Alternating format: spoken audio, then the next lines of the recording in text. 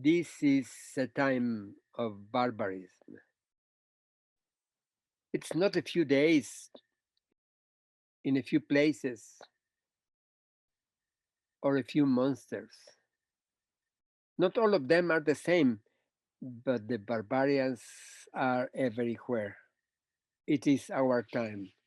It is our epoch. We can be legitimately horrified for what is happening in Colombia or Palestine. We can be moved and desperate for what is happening in India. But everywhere we can find immense suffering. There is a lot of despair and fear. With the pandemic, we were exposed to a systematic campaign that produced personal and collective fear everywhere.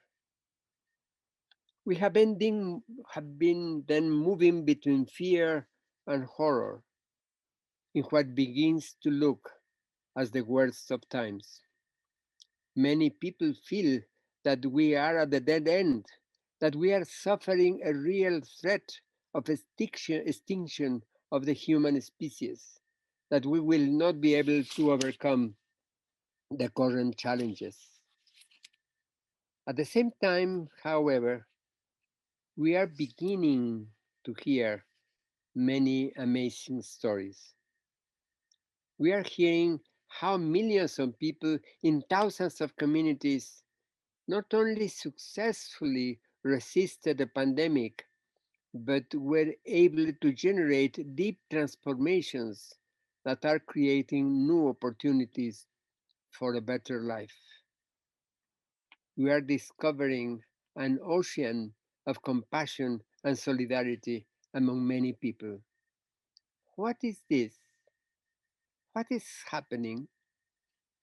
Should we use the very famous quote of Charles Dickens in The Tale of Two Cities? You know the quote, it was the best of times, it was the worst of times. It was the age of wisdom, it was the age of foolishness. It was the epoch of belief, it was the epoch of incredulity. It was the season of light, it was the season of darkness. It was the spring of hope, it was the winter of despair. We need to seriously acknowledge the challenges that we have, the challenges of the current time. We need to be aware of the barbarians.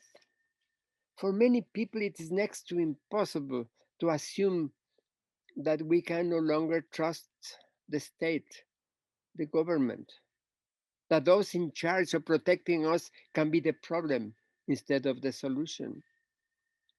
Perhaps we need to stop seeing to the top and try to see around us at the grand roots.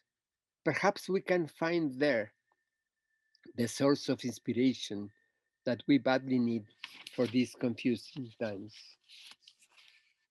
La montaña, the mountain, crossed the Atlantic during the last month. It left the shores of Mexico, of Isla Mujeres, on May 3rd, and 7 Zapatistas crossed the ocean going to Europe to visit Europe. We need to ask ourselves why these 7 Zapatistas on board generated such a wave of hope in the old continent, in the old Europe. How many people are moved now and mobilized, are organized to host them in 30 countries? Why the Zapatistas are bringing such amount of hope to the people in Europe, to the people all around the world? Perhaps they illustrate better than any other group what can be described, and it is really a fantastic source of hope today, what can be described as a non-localist localism.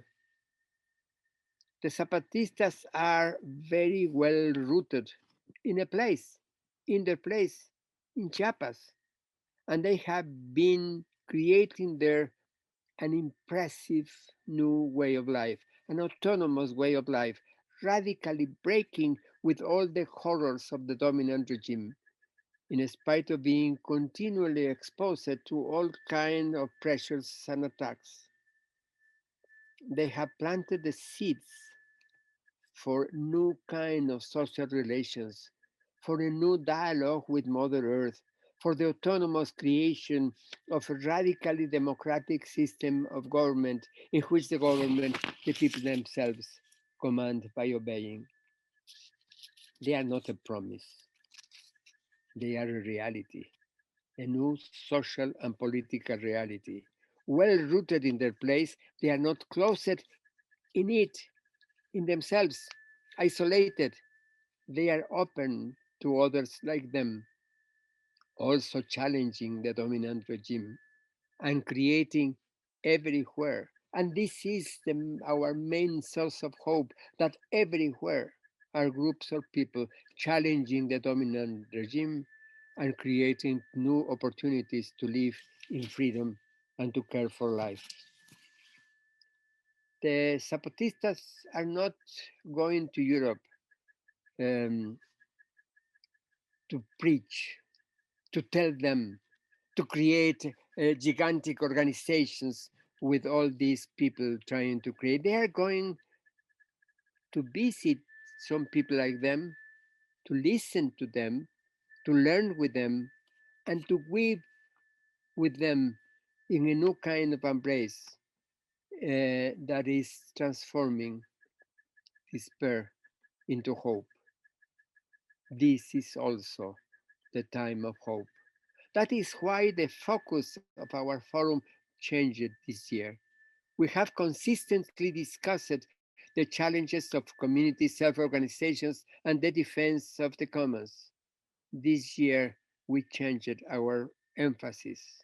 We want to explore the politics of hope. We need to know, to be fully aware that hope is the very essence of popular movements. It does not depend on a new ideological construction of possible future. It is not equivalent to expectation as the conviction that something will happen, will turn out well. It expresses the conviction that something makes sense regardless of how it turns out. Hope is that rejection of conformity and defeat.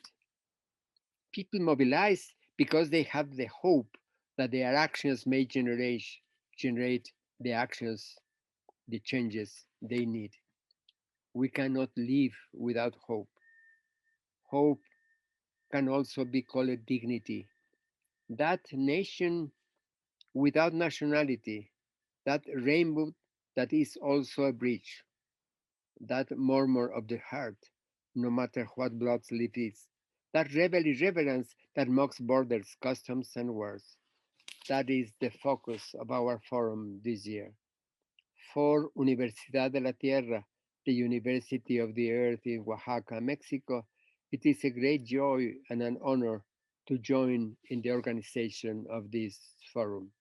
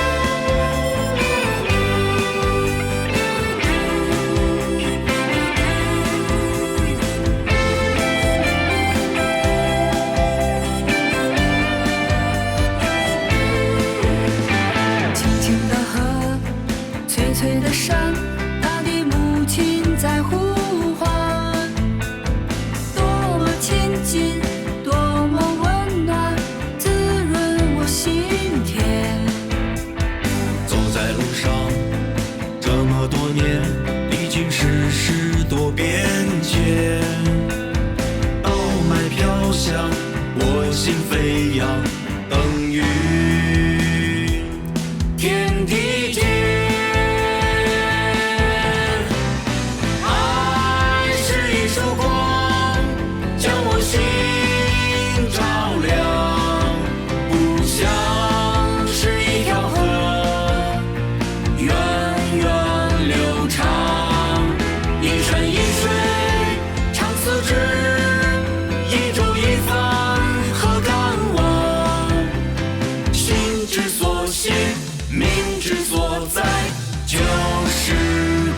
乡。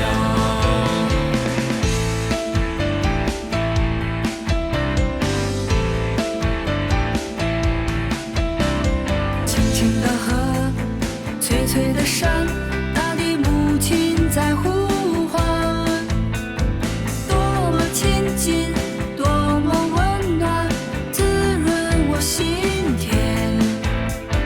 走在路上这么多年，历经世事多变迁，稻麦飘香，我心飞扬，耕耘天地间。爱是一束光，将我心照亮。故乡是一条河，源远流长，一山一